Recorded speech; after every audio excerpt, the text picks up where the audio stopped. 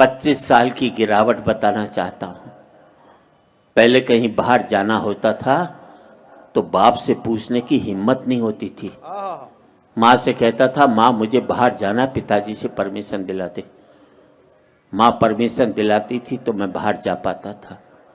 फिर मैं बाप की आज्ञा से बाहर जाने लगा। फिर मैं बाप को बता करके बाहर जाने लगा। फिर मैं बाप को बिगर बताए बाहर जाने लगा।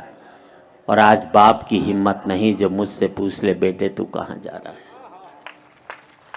पहले मैं माँ बाप के साथ रहता था, माँ बाप मेरे साथ रहते। फिर हमने बना लिया एक मकान, एक एक कमरा अपने लिए, एक एक कमरा बच्चों के लिए, एक रीडिंग रूम, एक वो बाहर छोटा सा ड्राइंग रूम उन लोगों के लिए जो मेरे आगे हाथ जोड़ते थे, एक वो अंदर बड़ा सा ड्राइंग रूम उन लोगों के लिए जिनके आगे मैं हाथ जोड़ता हूँ। बहुत अच्छा जी, वाह वाह वाह। पहले मैं फुसफुसाता था तो घर के लोग जाग जाते थे, करवट भी बदलता था तो घर के लोग सो नहीं पाते थे। और अब जिन दरारों की वजह से दीवारें बनी थी, दीवारों में भी दरारें पड़ गई। अब मैं चीखता हूं तो बगल के कमरे से ठहाके की आवाज सुनाई देती है और मैं सोच नहीं पाता हूं कि मेरी चीख की वजह से वहां ठहाके लग रहे हैं या उनके ठहाकों की वजह से मैं चीख रहा हूं। क्या बात है, वाह वाह वाह वाह वाह।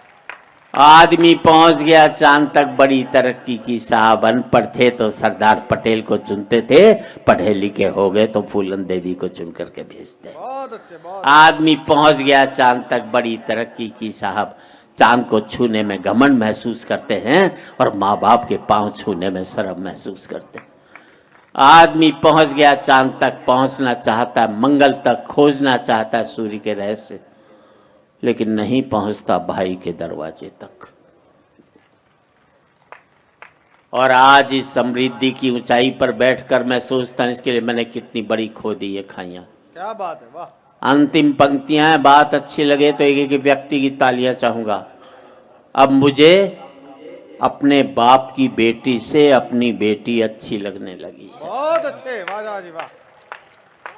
अब मुझे अपने बाप की बेटी से अपनी बेटी अच्छी लगने लगी है।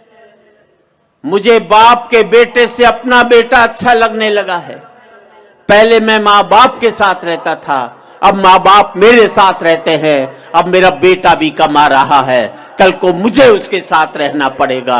और हकीकत यही है दोस्तों, तमाचा मैंने मारा है तो तमाचा मुझे खाना भी पड़ेगा।